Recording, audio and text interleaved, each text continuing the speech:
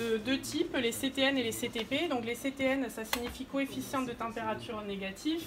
Ça signifie qu'en fait, pardon, je reprends. Donc la thermistance, c'est un capteur de température, c'est un capteur passif, puisqu'en fait, la grandeur mesurée ne va pas être une grandeur type tension, mais va être une impédance, notamment la résistance, puisque la résistance est reliée à la température. Donc l'objectif ici va être de retrouver la loi qui me donne la résistance en fonction de la température. Qu'est-ce que je faisais déjà? Ah oui. Donc du coup, je vais utiliser pour toutes les manips par rapport à ce capteur thermique un thermomètre de référence qui va servir aux mesures de température, qui est celui-ci et qui est un thermomètre à thermocouple de type K. Donc je vais introduire la thermistance dans de l'eau. Je l'ai branché aux bornes d'un ohmmètre qui va donc me donner une valeur de résistance. Et je peux allumer le thermomètre.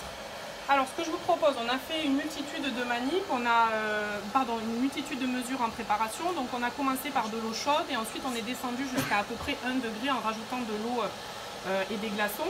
Et donc je vous propose de mettre la valeur qui est ici, de la rajouter justement dans les mesures que nous avons faites pour voir si ça suit le modèle.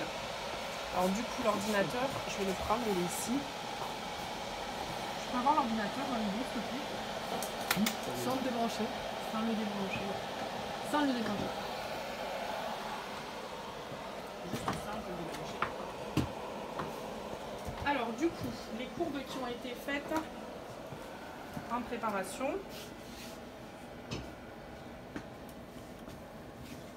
J'aimerais bien sortir de là, mais je crois qu'il a bugué. Ben ouais, mais regarde, il a bugué tout. Est-ce que je peux quand même y accéder? Non. Si. Comment je fais pour aller sur le poste de travail là?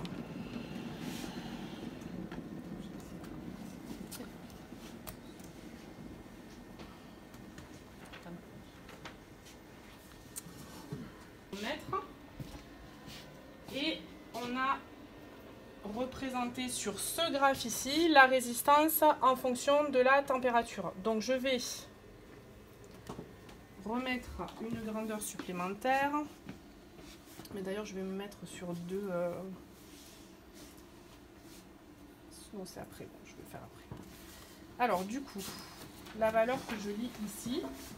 Donc, je suis à 22,4 et 5372. Donc, 22,4 degrés et 5000. Je suis désolée, j'ai 372. Et donc je reviens sur le graphe. Normalement je dois pouvoir avoir accès au... Non, c'est pas ça. Pas ça non plus. Non, c'est pas ça, mais c'est que je veux avoir les valeurs à côté. Laurent, il est là, Laurent? Ouais. Oui, là. Je sais qu'il sera pas là à l'oral, mais comment je fais pour avoir la mosaïque là? Puis un ami. C'est ça. Ah oui, pardon. On aimerait bien qu'ils nous permettent ça. Voilà, donc c'est celui-là. Et donc, est-ce que je peux y accéder dessus là? C'est celui-là. Voilà. Bon, le bleu sur bleu, c'est pas top. Hein. Non, c'est pas celui-là. En fait, tu l'avais, même sans ça, tu l'avais. Hein. Une forme exponentielle et qui reviendrait donc à l'expression, la loi d'évolution de la résistance en fonction de la température, qui est donc à exponentielle de EG sur 2 kBT. EG, c'est ce qu'on appelle l'énergie de gap, c'est-à-dire l'énergie que l'on va retrouver entre la bande de valence et la bande de conduction.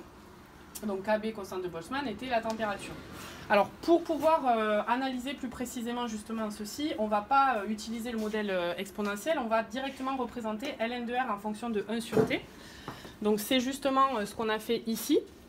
Et donc on a la modélisation, donc on a tracé le logarithme népérien de R en fonction de l'inverse de la température en Kelvin. Et donc, on a ici modélisé par une fonction affine et on retrouve donc le coefficient directeur qui est ici, EG sur 2 kB. Et en fait, c'est cette valeur-là qui est indiquée dans la notice du constructeur. Et donc, si on se réfère à la notice du constructeur, donc il se trouve que c'est une résistance 4,7 kΩ. Donc, en fait, la fin de la référence est 34,72. Et donc, quand on va ici, on note cette pente B qui est ici. Et en fait, pour la 3472, on est à 3977 Kelvin. Et là, sur la modélisation, je suis à 3818. Donc, je vais noter ici 3818 Kelvin. Donc on voit déjà que par rapport... Ici, pardon. On voit qu'on est dans le même ordre de grandeur que la pente théorique. Et cette pente nous permet, si on le souhaite, d'accéder à la valeur du gap et de voir si on se retrouve bien dans le domaine de gap pour les semi-conducteurs qui est entre 0,3 et 3 électronvolts. Donc il suffit d'effectuer le calcul.